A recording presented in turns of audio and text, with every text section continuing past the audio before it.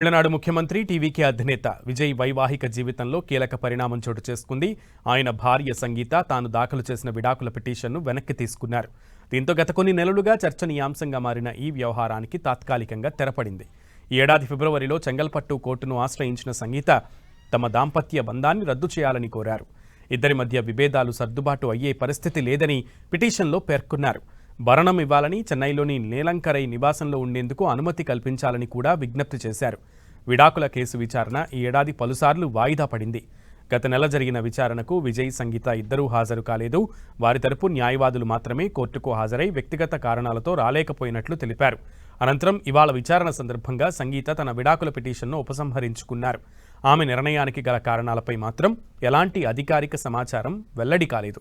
సంగీత వాంగ్మూలాన్ని నమోదు చేసుకున్న కోర్టు పిటిషన్ను ఉపసంహరించుకోవడానికి అనుమతి ఇచ్చింది. ఈ కేసును విత్డ్రాగా పరిగణిస్తూ మూసివేస్తున్నట్లుగా ప్రకటించింది.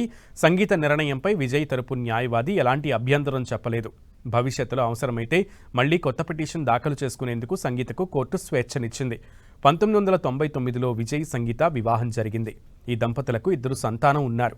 ఇటీవల విజయ్ రాజకీయాల్లో పూర్తిస్థాయిలో చురుగ్గా మారిన తర్వాత ఆయన వ్యక్తిగత జీవితానికి సంబంధించిన వార్తలు తరచూ చర్చకు వచ్చాయి. ఏడాది ఫిబ్రవరిలో సంగీత విడాకుల కోసం కోర్టును ఆశ్రయించిన సంగతి తెలిసిందే.